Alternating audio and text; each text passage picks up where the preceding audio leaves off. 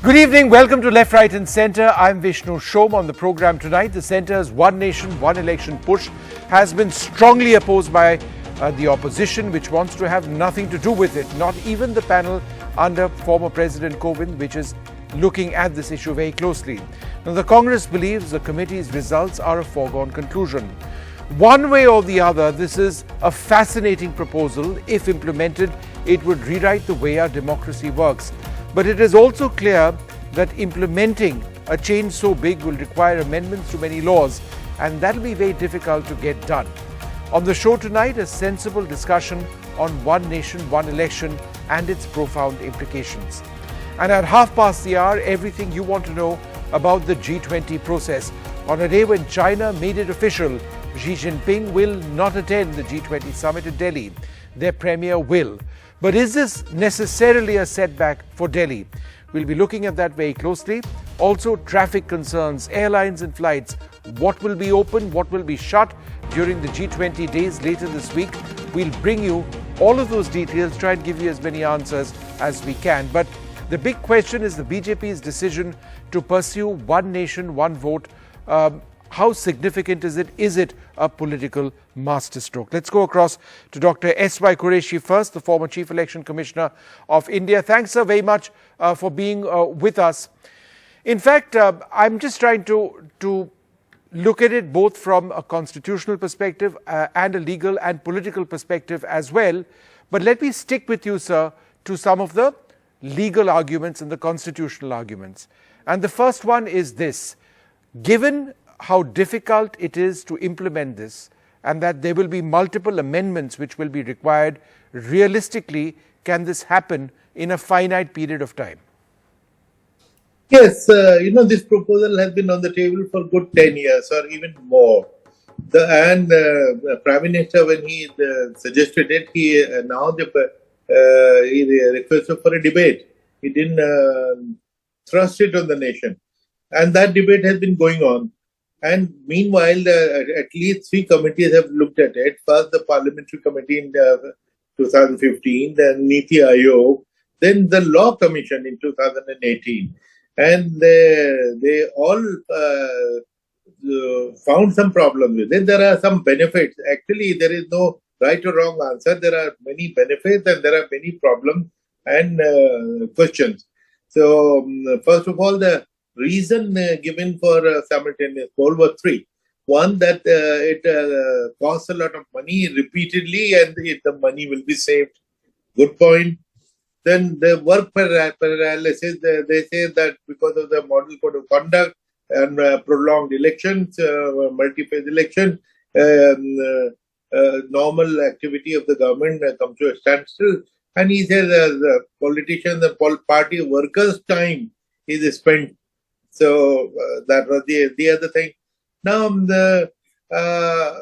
these are the serious concerns, but we can look at them through an alternative route also. Now, on the other one side, thing, sir. State and assembly elections were concurrently held once in the 50s and in the 60s. Why should that not be renewed? Exactly for the reason why they were discontinued then. Because originally it was thought, even the Constituent Assembly considered it, and they thought that elections will be held once in 5 years, and they even discussed whether we should even have a full-time CEC. And finally they agreed as a compromise formula that at least one officer has to be there, so let there be a one-member commission, which is the CEC, because they have to update the rules and there could be some by-election because of some death or the resignation. That's why. So, but then why did it happen? Not 66, but in 57 itself, the communist government was dissolved. Right. And midterm elections were held. And after that, the governments have been falling regularly here and there and now and then. That situation will still continue. Okay, so next question is this. Will one nation, one vote prevent massive election expenses, which is presently the case, and will it bring down the security requirement massively as well? Well, yeah, in the sense that since the elections are held repeatedly, the expenses are incurred by not only the election management, the election commission, but also by the political parties and the candidates. That is true that it is done repeatedly. But in fact, there is another disadvantage which was not mentioned, that before every election there is a spurt in casteism and communalism and electoral corruption. So the more election means we are always in the hate mongering mode, polarizing mode all the time. So it will be a good idea that if elections are held once in 5 years, at least for 5 years, there will be peace in the country. Now, but the other side is that the expenditure can be brought down by an alternative route. 60,000 crore was the estimate by CMS, Center for Media Studies. If the ceiling is imposed on expenditure by political parties, there is an expenditure control by law on the candidate. You can't spend, for instance, in Lok Sabha more than 80 lakhs. 1 rupee more and you will be disqualified. But your party can spend 8 crores, 18 crores and 80 crores. So that makes mockery of expenditure ceiling, because it disturbs the level playing field. Sure. And the poor will have no chance.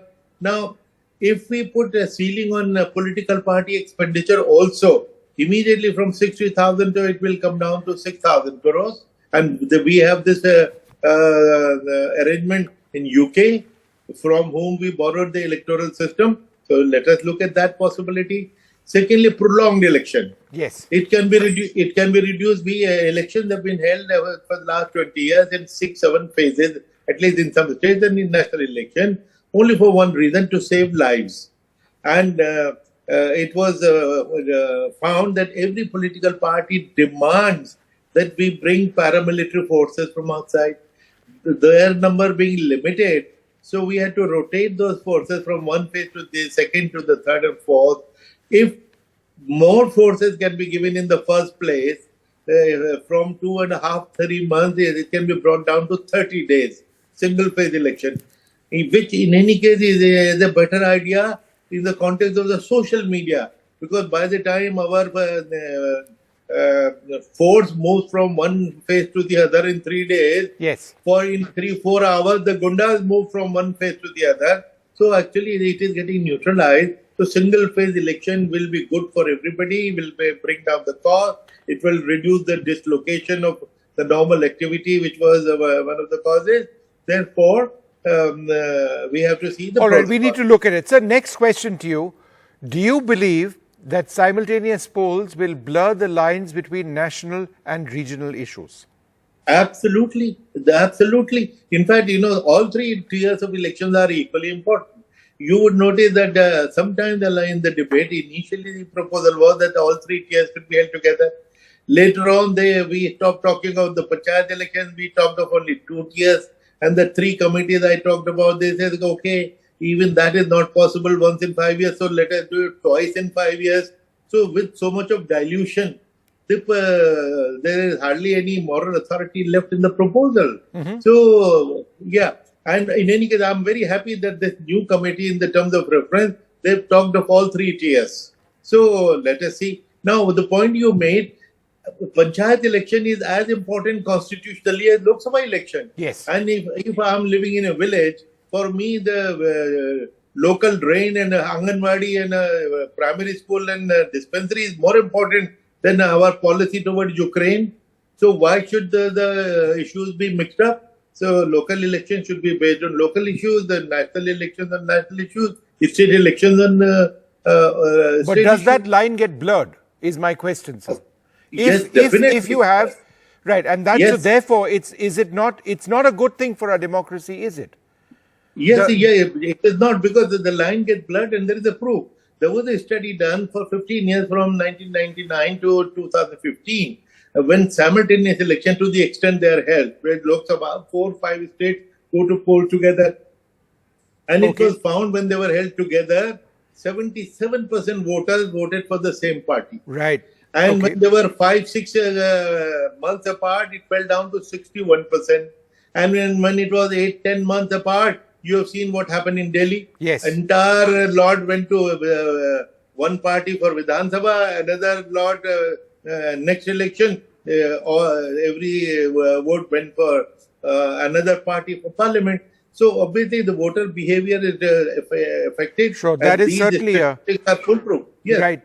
All right, so wonderful speaking to you. Thanks so much for sharing those thoughts. Let's bring in the politicians now.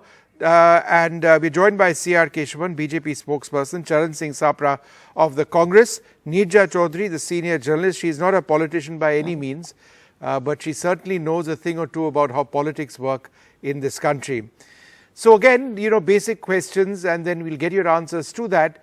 So C.R. Keshavan, to you first. A lot of people asking questions on the timing of this. And it's not that anybody suggests that this can happen overnight, but still the timing is being raised. And therefore the question is this: is the BJP's decision to pursue one nation, one vote a reaction to recent assembly poll losses? Vishnu, I'd like to recall what the Prime Minister Narendra Modi ji said in 2020 in the 80th All India Presiding Officers Conference. He said, given the frequency of the elections, this comes in the way of developmental work. And this is not just a subject of deliberation or debate. He said it's a need of the nation. Yep. The first thing we have to understand is it's not being, brought surreptitiously or furtively or being thrust. This was there from 1952 to 67. And if first we have to see the origins, and the viewers have to know why this stopped. Because the founding fathers, if you see, like Qureshi ji was saying, if you see the constitutional debates, you'll have extensive debates. Be it uniform civil code, adult franchise, but there was nothing on one poll, one nation, because they never thought such an assault on democracy or a constitution would happen like it happened in the 60s. See, if you see the first time 356 was imposed by Indira Gandhi as Congress president was in 1959. Then from 1966 to 1977, 39 times, the governments were toppled. And please remember that in 1970, the first time ever, a parliament, a Lok Sabha was dissolved by Indira Gandhi in 1970. And then, more importantly, if you see, everybody is doing a brouhaha about constitutional amendments. People, youngsters of this country have to understand the kind of diabolic and deadly assault Indira Gandhi did on the constitution with emergency. Vishnu, 42nd Amendment ensured because her government had to continue from 71 beyond 76, she changed the tenure of the Lok Sabha and the assemblies to 6 years. People don't know that. This was the same Congress party which is trying to save democracy. This is all historical fact. But my question is this. I'm addressing this. See, this is, like Qureshi ji said, the Prime Minister had spoken about it in 2016, 2019. It has been in the BJP manifesto in 2014 and 2019. If you see the Election Commission annual report in 1983, they said we should start going back to this. 1999, Jeevan Reddy ji, the Law Commission says... Okay, got it, Mr. Keshavan. So I take your point. I want to sum up by saying one thing. You see the Congress party. Neither anything, one nation, they're one alliance, don't have one niti. Mr. T.S. Singh Dio, the Deputy Chief Minister, says it's a great idea. Samajwadi Party in their alliance says this should have been done in 2000. Okay, so let me get a response from them. It is a good thing for the country. Now, Mr. Keshavan, I need to keep the strike rotating now. I will come back to you in just a few moments. Charan Singh Sapra, why don't you react to some of the points that he says? It is a historical fact that in the past, in the 50s and the 60s, we had elections at the same time. What is necessarily wrong with this? Or is the arithmetic planned by the India Alliance profoundly affected by this debate? See, Vishnu, the BJP should also remember that India in 1970 was different and India in 2023 is different. The population at that time was lesser, and now the population has crossed 140 crores. And similarly, the number of states in 1970 were less, and now the number of states have increased. So the calculation that Mr. Keshavan was giving, those are historical facts, 1970, 71. And let me also mention that the 6th Lok Sabha or the 7th Lok Sabha or the 11th, 12th, 13th Lok Sabha, they were all curtailed. They were all terminated before the tenure could get over. So this is the political system which is being followed since many years, and it won't get settled by only pointing out at Srimati Indira Gandhi. This is the demography and the democratic system. Now, by bringing in one nation and one election, I feel this will harm democracy. This will harm constitution. This will harm the constitutional procedure which is already set. This will harm the federal structure. They need more than 5 constitutional amendments. And to get those constitutional amendments, they also need the participation of the states. Ratification from the states is also required, at least 50%. Yeah. And we have seen the 3 reports which have come. All the 3 reports, they have shown the demerits of this one nation, one election also. No, there's a committee now formed. You have chosen not to be a part of it. 2018, the report which he gave, I'll take 10 seconds. That has shown all the demerits of this also. So one has to go through that. Government cannot take such a big decision in haste. No, but they're not taking it in haste. And yet the Congress party chose not to be a part of the committee headed by the former president of India. You say the conclusion is foregone, but then why don't you be a part of it still, even if you think that? Shouldn't you have a voice in the process? You've been invited to have a voice. Yeah, I'll answer that. Vishnu, the kind of committee the government has made, I feel that does not suit the kind of disruption which is going to happen. You have only one legal luminary in that to explain the legal process. You have kept a former leader of opposition in the committee of Rajya Sabha, but you have not kept the current leader of opposition of Rajya Sabha in the committee, Mr. Kharge. So this clearly shows that this committee and the terms of reference of the committee are predetermined. Okay. And they will be going towards the goal BJP or Narendra Modi wants to achieve. All right, Mr. Sapra, you made your points. Let me come across to Nija. Nija, just analyzing this going forward, given the fact that the BJP has had a couple of assembly election losses and they still depend very heavily on the image of Narendra Modi, will simultaneous polls ensure a Modi versus who situation? In other words, the leadership of Modi in national elections, which is the BJP's strongest card, if it is also more effectively replicated at the assembly election level, you're basically handling 2 scenarios with one leader and what he represents. So for the BJP, is that the strategy? Well, in the short term, it could help, but Mr. Modi is not going to be there forever. So when the party, I somehow don't think that it is only the immediate. It could be immediate considerations, could be a part of why they are going for it now. But I think it goes beyond that. They obviously feel, and the debate, I agree, has been going on for a long time. It sort of surfaces and then it goes on the back burner again. But we have to look at there are the pros and the cons. And I think it would be a very good thing if enough time is given to discuss it all over the country. And the states become part of that live, vibrant discussion. Of course, there is the whole question of, money. But then our democracy cannot be weighed against only money. Money is the dominant consideration. There is the whole question of governance going on the back foot because you have election after election every few months.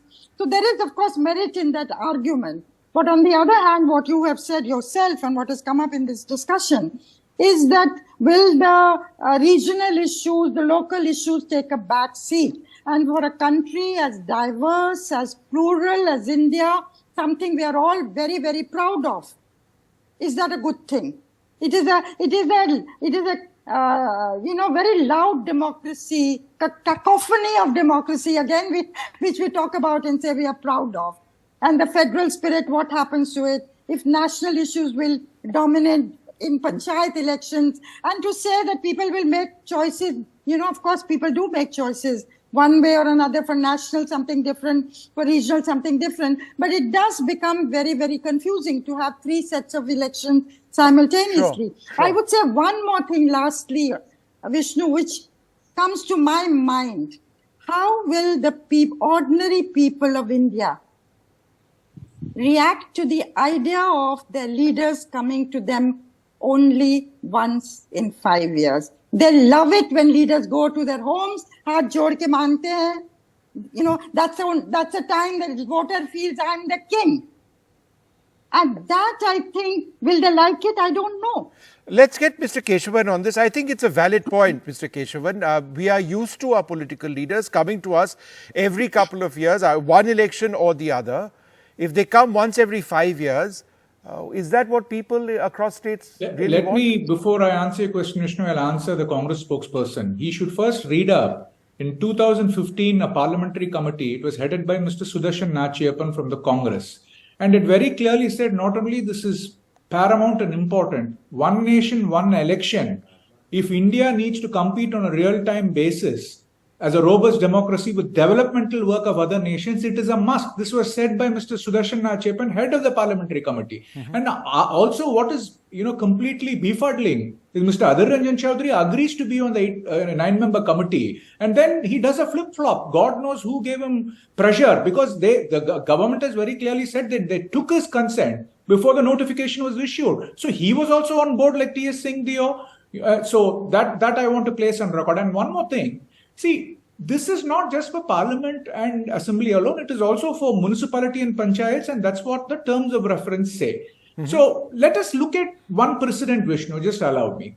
The Prime Minister introduced one nation, one tax. These people, went to the Supreme Court. It was, ruled in the favor of GST, and see the transformation. You're the 5th largest economy with a $3.75 trillion, GDP. One nation, one ration card. Please understand that 81.35 crores, 813 million people are being given ration, and migrants from anywhere during the perilous pandemic were able to go and get ration. And you talk about one nation, one constitution, one nation, one flag, abrogation of 370 in Kashmir. There is vibrant democracy. You've never seen it. One nation, one civil code. This was mandated by the Supreme Court to be a constitutional expectation. So one nation, one election, which has been bequeathed to us by our founding fathers and mothers, will not only reduce cost, it will make us focus on developmental work, it will increase voter turnout. You make your point very eloquently. C.R. Keshavan, you make your point. Mr. Sapra, I think the big takeaway from what he's trying to say is that focus on the job at hand, running the country, various projects. He's given examples of projects which have worked well. If it is more unified, why are you opposing it? See, when Mr. Keshavan is mentioning 2015, then I would like to say that why then Narendra Modi government has waited till now, till the fact end of 2023. That means the timing is a big question over here. They want to divert the attention of the whole nation from the major narratives of the people. The major narratives today are inflation, unemployment, women empowerment. These are the major narratives where BJP doesn't want to answer. China, they don't want to answer. Hence, they are trying to deflect it. Now, number two, I'm coming to your point. Let the BJP also answer when there will be an election in the midterm tenure. What will happen? Will the state, suppose a state government is dissolved or there's a no confidence motion within 1 year?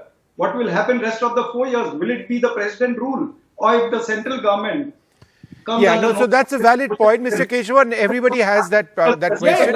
Let me answer that, Vishnu. Mr. Sapra, let's get an answer to that one question. Quickly, Mr. Keshavan. This is the problem with cursory reading. Please read the terms of reference of the high-level committee. What does the committee say? You will look at situations like hung assembly, hung verdict. You look at situations like a no confidence motion. You look at situations like a defection. This is not, cursory like the Congress party is looking at. There are very senior people, including President Kovind, and these people are going to analyze. But Mr. Keshavan, what is the answer to that question? State governments collapse for one reason or the other, without getting into the reasons. If they do, Vishnu, you and me are not on the committee. The people in the but I'm asking you for your opinion. But do you not accept it's a valid argument or a valid question? What happens if a government collapses? Did anybody say, Vishnu, let me complete. Did anybody say, when you look at the Law Commission's recommendations, what does it say? It's a very good idea, but you need changes in electoral reforms. You need changes in constitutional provisions. These are all set by the Law Commission. This is not like do it in one go. All situations are going to be analyzed, and they are going to come up with solutions. These are people. Okay, Mr. Keshavan, let me just quickly try and get an answer to this question. You and me can't sit in a debate over 30 minutes and decide how law is going to be made. No, I'm asking you whether or not it's a valid question. Let me ask Nija, is this something that concerns you as well? What happens if a state government collapses? then the entire routine of one nation, one election goes for a toss. Absolutely. And the whole idea of a fixed term, suppose the government is terrible, it's very corrupt, it goes for loot, it's not accountable. What do? You are stuck with fixed term. Are you? Those are questions that are not answered. Right. The answer will come when the report comes out. No. But Mr. Keswan, the whole idea of what is the idea of a debate? It is from If you and every- me to raise this question. It's not that you tell 8 people they are going to decide, the rest of us are going to keep mum. That's not You can democracy. always go to the committee. This is a democracy where the government. But we can also speak on a television report. We can also write about it. We can raise questions. Why not? What's wrong with that? Why should only it be left for 8 No, people? but to Mr. decide Keshwan, it's a as valid experts? question. That's all that we are raising. We aren't questioning the outcome of this of the Kovind committee at all. We don't even know what the report is. They've not started working on it. So I think it is a valid question. It's not just a question. There are so many other angles you have to Okay, look but Mr. into Keshwan, when one you're more, going to but make, why don't you answer the question which Mr. Sapra did raise? He raised questions on the timing, right? He said that if you had planned it earlier, why didn't you try and get it done earlier? So what's your answer Can to I that? just say one thing? The Prime Minister in 2016 raised it. Mr. Sapra should know. In 2019, the Prime Minister called an all-party conference of 40 parties. 21 parties, including the Samajwadi Party, attended to say it has to be implemented in 2019. So it's not that the government has introduced it overnight. It's been in the manifesto. The Prime Minister spoke about it in 2016. He called an all-party conference meeting in 2019. And then in 2020, the Law Commission has recommended it. So it's a process. If you go and listen to Mr. Qureshi Vishnu, he has said that over the past decade, this has been discussed time and over. Yeah, it has. So the question is, what Vishnu, Mr. Sapra is raising is as dubious duplicity as the Congress is known for. Okay, Because one this is sec. Let's being get the public Mr. spectrum and Sapra domain. in for the last comment. Just to be fair, sir, you've got about 35 seconds. Mr. Sapra, please go ahead. Yes. Vishnu, I feel this one nation, one election is going to largely boomerang like it happened in land acquisition bill or maybe the farm laws which the government brought in, because here they are not consulting the stakeholders. Why the government is not consulting the state No, governments? but sir, respectfully, you've got it wrong over there, Mr. Sapra. You were invited to be part of the Kovind committee. No. You chose not to be a part of it. No, it's not about one committee. I am saying there should be elaborate discussion with all the political Vishnu, did the government say that it is going to Okay. implement it in this session? With this kind of move, with this kind of committee, the government No, wants the to- whole One sec, Mr. question- Keshavan, let him make his point. Yeah.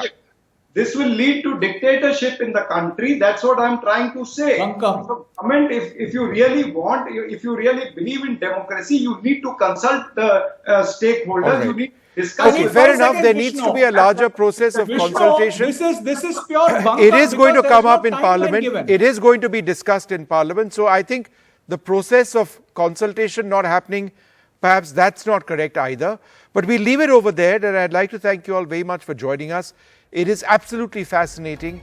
What will this mean for our democracy? If it's implemented, it's not going to be soon. It's going to take a large period of time. And is it good for us? So you've heard a cross-section of views over there. We're going to take a short break. Up after that. This is India's G20 presidency. This is very much the G20 week. Saturday and Sunday is when the big G20 summit here in Delhi. 15 heads of state are going to be over here. Some of the world's strongest and most important leaders. China will not have President Xi here. Their premier, however, will be here. We'll be decoding G20 for you throughout this week, including our special segment up after this.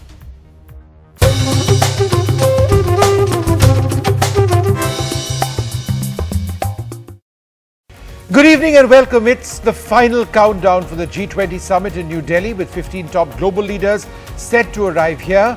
This is India's G20 presidency. The scale of the event has been truly huge, but it all boils down now to the final statement expected over the weekend.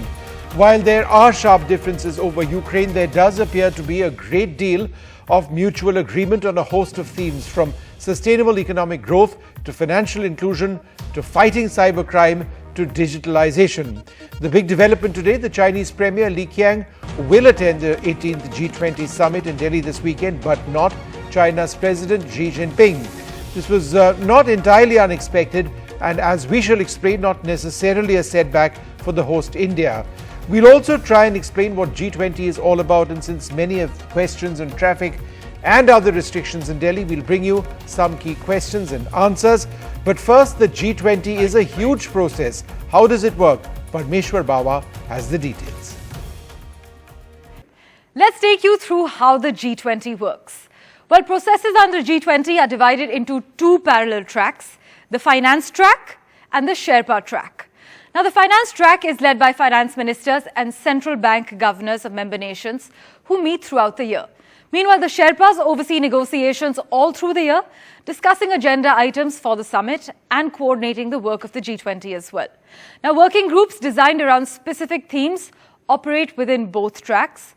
These include representatives from relevant ministries of member nations and invited guest countries too.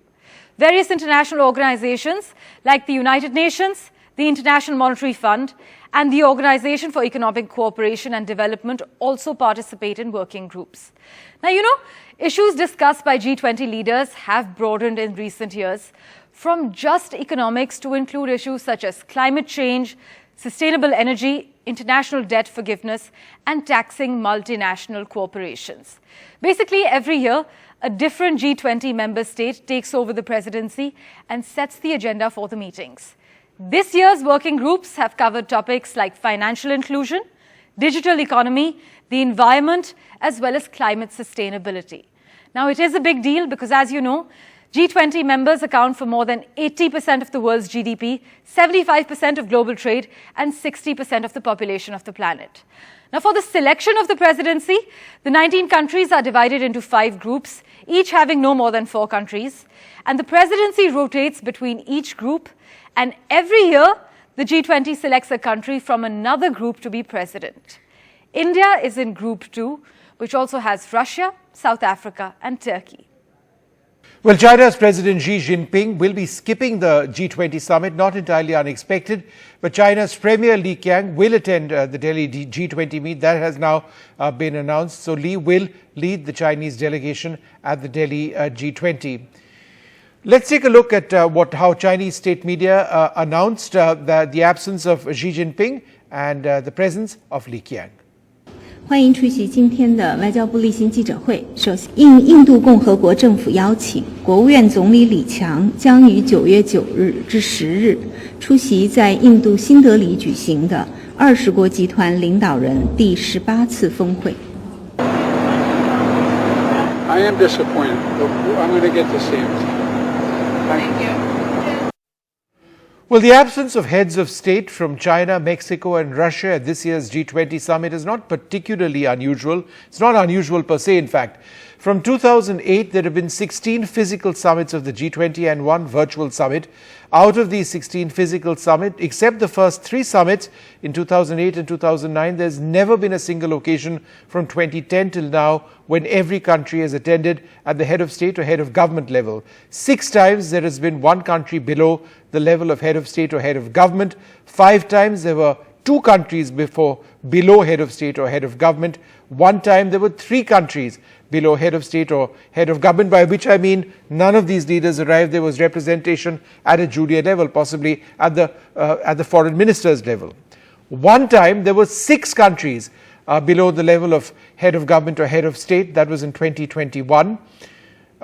So as you can see over there, it is quite clear that it's not entirely unexpected, and Mexico's president has in fact not attended a G20 session since 2018. Joining us now, Ambassador Manjeev Puri, India's former representative to the United Nations in Nepal. Thanks very much for being with us. How significant is China's Xi Jinping not attending for us here in India? Vishnu, thank you very much, and thank you for having me on your program. Look, I think we have China there. The Prime Minister will be there. So as you've said, in the past also there have been countries which have not been there at the head of state or government level. I think we should acknowledge that had President Xi himself been there, it adds a little bit to the presence of a country which is truly a heavyweight in global terms in this G20 thing. But it isn't unexpected, and you yourself have highlighted this. There are several reasons, among them, our bilateral issues, etc. Having said this, I think that the way things have progressed, is that we have made substantial progress on pitching for things which are important to the global south. And I'm sure in those, in various ways, we shall have the support even of the Chinese. Do you believe, sir, that China increasingly finds itself somewhat isolated in key international fora? For example, in Hiroshima, G7, they were not invited. They did not attend. Over here, they have chosen themselves not to send in Xi Jinping. There's been this recent issue of them releasing this map of theirs, something we don't accept at all. We, of course, have the Quad grouping, which works in a sense against Chinese expansionism. There's AUKUS, of which we are not a part, but which does the same. So therefore, at one level, do you believe, certainly in the Asia-Pacific region, there is a sense of China being increasingly isolated? So Vishnu, I am not able to hear you very clearly, but I think President Biden, when he said there is a sense of disappointment, of course, this is something we all need to acknowledge. But having said this, I can only repeat that we do have the Chinese at the level of their prime minister who represents China in several of these multilateral bodies. Now, therefore, China is there. President Xi is not there. It does make a difference. But, on the other hand, the G20 is about collective action. And that collective action certainly comes about by the presence of the Chinese at the level which is extremely high, their prime minister, as well as the presence of all the other major economies in the world. Let's note, we have Foreign Minister Lavrov representing the Russians, another major country in the world. And this is not the first time it has happened. He was there even at Bali. So it's the question of getting the countries and the countries in their entire heft behind the positions that the G20 takes for global good, for the betterment of humanity, if I may say so. How significant would the absence of a joint statement among G20 leaders be? Because I ask this because the issue of Russia and Ukraine has been something where there's been no consensus. So, Vishnu, let me put it like this. The G20 is not a treaty-based body. It is an organization where countries come together. They decide that either they will act nationally in consonance so that there is a global push, or alternatively, they make a consensus so that at the relevant de jure bodies, the treaty bodies which deal with a particular subject, the largest and most important countries will push in a particular direction so that de jure decisions get taken. I believe, despite the fact that, this entire business of geopolitics, the West saying that without Ukraine, without those issues, it's very, very important, even in terms of geoeconomics and the global economics order, and our and many others believing that the G20 is truly an economics forum and not about geopolitics. I think the fact is that if we get these countries together on several of these critical agendas, especially those that are critical for the global south, we would have made significant progress. And I refer to debt restructuring, for example, the digital public infrastructure, climate finance, reform of the MDBs. I look at all of these, and of course, the life agenda, women-led development. I look at all of these as positives, and where the largest and most important countries in the world actually are on the same page. Ambassador, just be with us for a moment, because we'd like to talk to you about one more aspect, which is we have a package first. One of the most interesting aspects of India's G20 presidency is how it's become an all-India affair, with meetings being held across the country. In fact, hundreds of them, as my colleague Maria explains. The Prime Minister, members of his cabinet have all been saying that India's G20 presidency is a people's presidency. G20 की हमारी presidency peoples presidency है, जिसमें जन भागीदारी की भावना सबसे आगे है. So how did it become a mission for 1.5 crore Indians who were involved in this year-long G20 programs?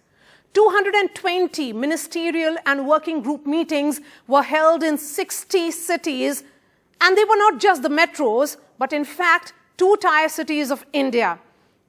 25,000 delegates participated in these pan-India events.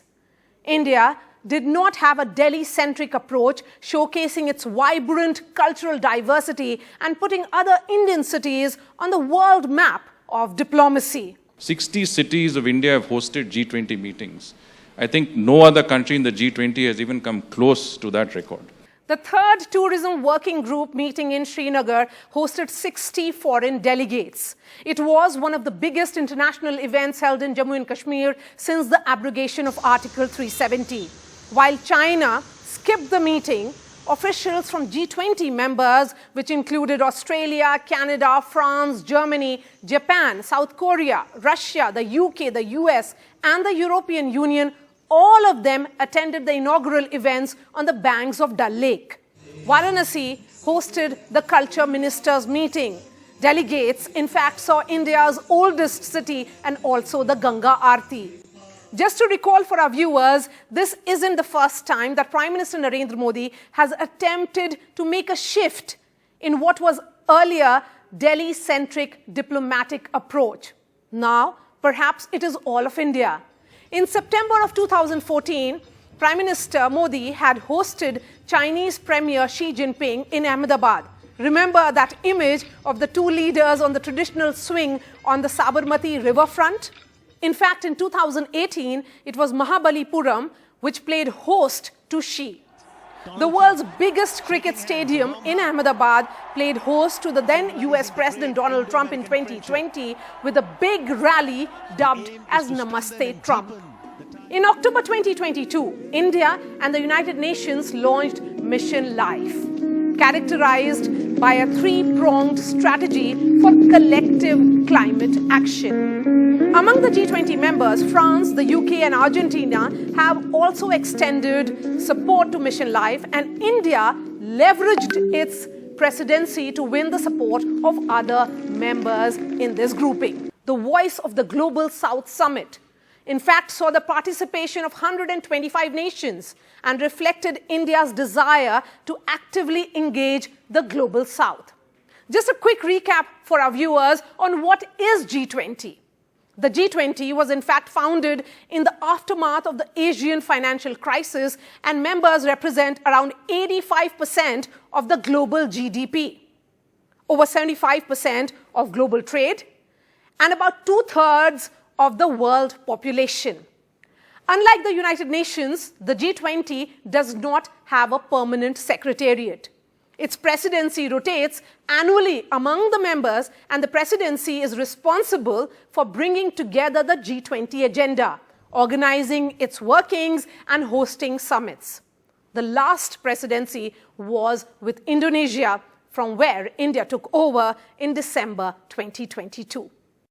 Ambassador Puri, this is interesting because, it's not just Delhi and Mumbai, Kolkata, etc., where, we've had these meetings. It's been held in Lakshadweep, Arunachal Pradesh and Kashmir as well, besides dozens of other places. And this was the effort from day one. So I think that's important, to send the message that India is larger than just our national capital. Vishnu, absolutely. Look, let me use this expression, democratization of the G20, inclusive, making it a people's affair. So let me point two sides to it.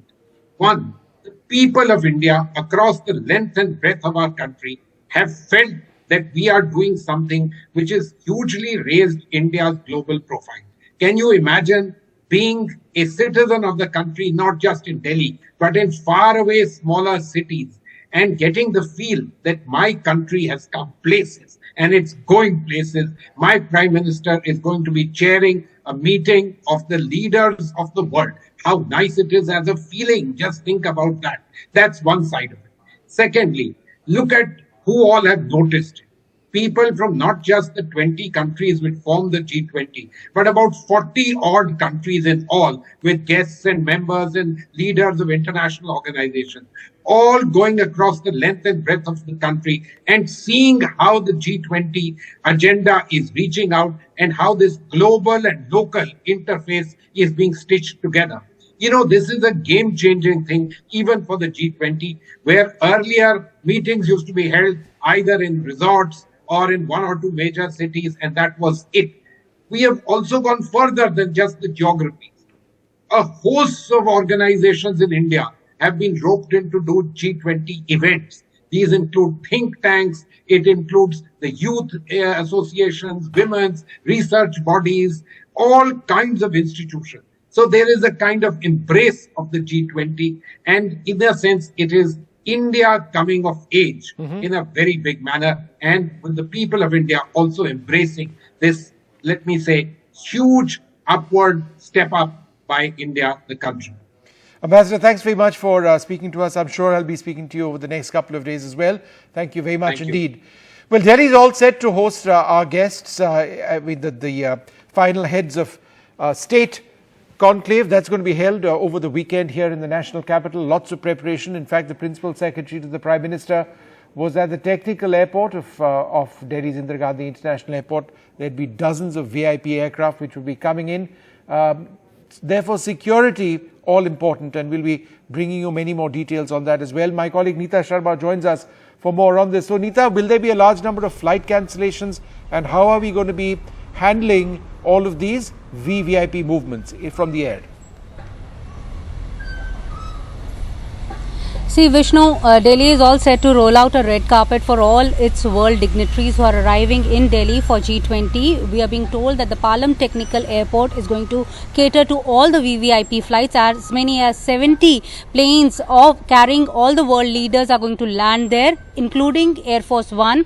As far as Air Force One is concerned, and a couple of other flights, they are going to be parked at the technical airport only. Rest of them are going to be parked at Delhi Airport, Bay 1 and Bay 2. When I spoke to the DIAL authorities about those cancellations, they said not many cancellations have taken place. About 200 flights have been cancelled, and these are small flights which thought they don't have enough passengers, so might as well cancel those flights. As far as arrangements are concerned, Delhi Police, including all the agencies, sister agencies, have made a mammoth kind of arrangements, deep arrangements have been made, starting right from the technical area to whichever area these VVIPs are staying. The US President is staying at Maurice Sheraton, which obviously we know is at Sardar Patel Marg. Why that has been chosen? Because on the right side, Vishnu, there is the Intelligence Bureau headquarters. So obviously that area is well guarded, and that is why all the American presidents obviously stay there. Rest of the dignitaries are staying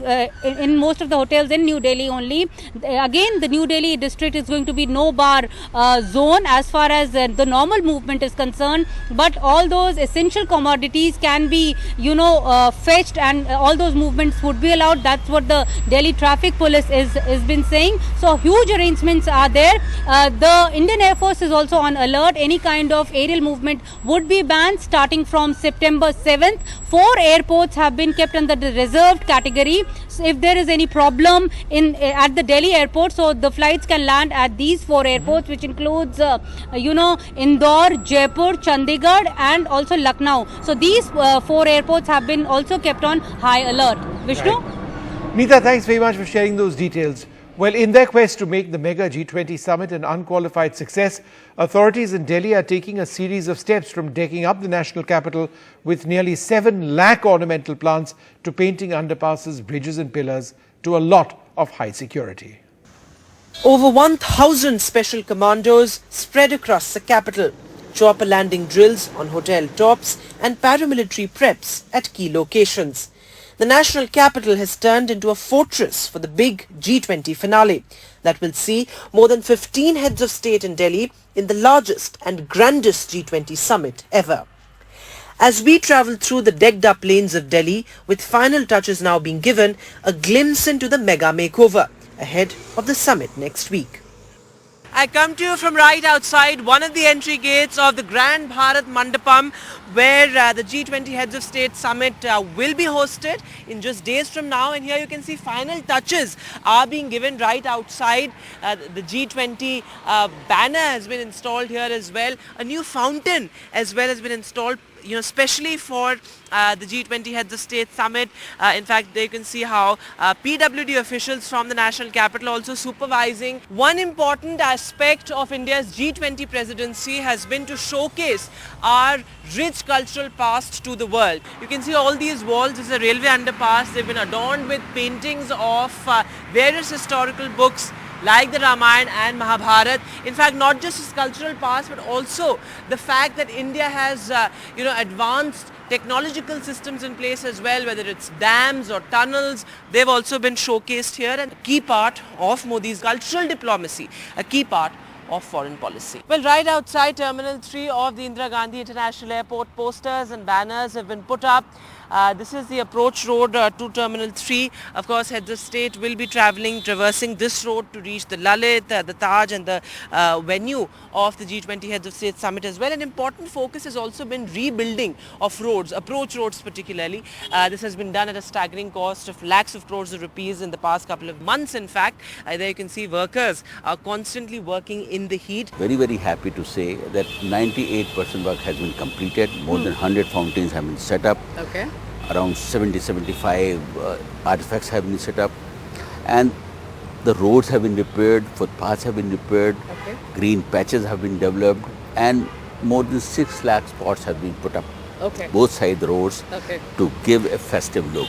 And you can see this now we are going to, adorn the trees in this fashion, these trees in this fashion also, so that when the guest arrives in Delhi, they should get a feel that Delhi is the most beautiful city in the world. Delhi is the most beautiful city.